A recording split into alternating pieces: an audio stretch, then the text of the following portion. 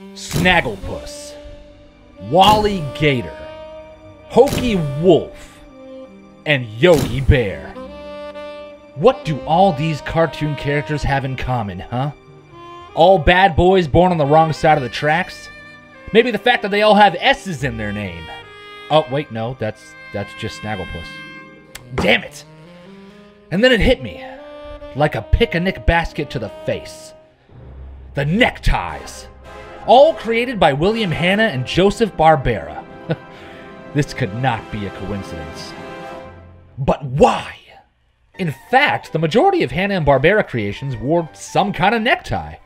Now, you might think this choice was motivated to give an anthropomorphic character more human characteristics, but I have a different theory. An animation theory. So get into my TARDIS, which is not a dirty word, as I bring you back to the past.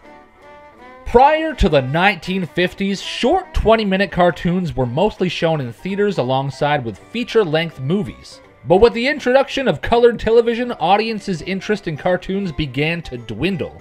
In fact, due to lower public interest and increasingly lower budgets, the animated shorts began losing their audiences all the way from the mid-1940s. All signs were suggesting that in order to survive, the animation industry had to make a transition to television.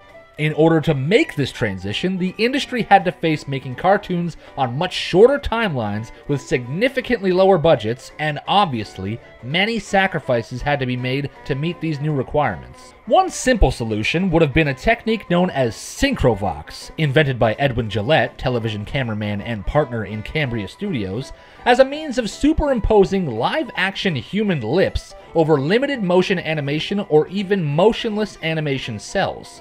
This gave shows like Clutch Cargo its distinct look.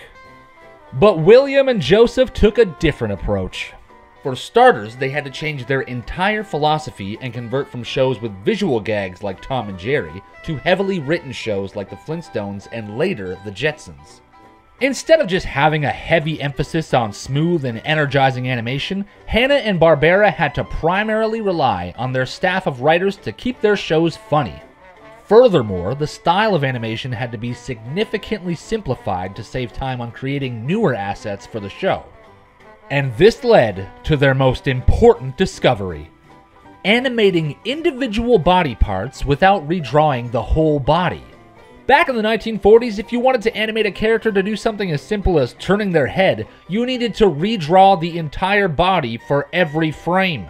If you look at many of Hanna-Barbera's most popular characters, like Fred Flintstone, Yogi Bear, and Scooby-Doo, you will see that they all wear a necktie or a prominent collar, and it wasn't just a fashion statement. This was purposely designed to separate the head from the rest of the body, so all the animators had to do is to animate the head while keeping the body static. To save time on redrawing characters, they also introduced extensive recaps of previous episodes and recycled animation. This included backgrounds and character movements to cut down on the amount of new material. This would later be known as planned animation, also known as limited animation. And as a result, the company reduced their number of separate drawings required for a 7-minute cartoon from 14,000 to nearly 2,000. Now, I know what you're thinking. This all seems like a pretty obvious solution by these days, but back in the 1950s, this was a revolutionary discovery. I mean, this made both men the Henry Fords of TV animation. Going from Max Fleischer's Superman cartoon in one decade to Yogi Bear in the next. Both Hanna and Barbera were heavily criticized for their changes, but the reality is that without those changes, we would not have the industry that we have today. I don't know about you guys, maybe it was an obvious solution, maybe it wasn't, because honestly, I had no idea that was the secret to those classic neckties. Now if only I could discover the secret to actually tying one of those things.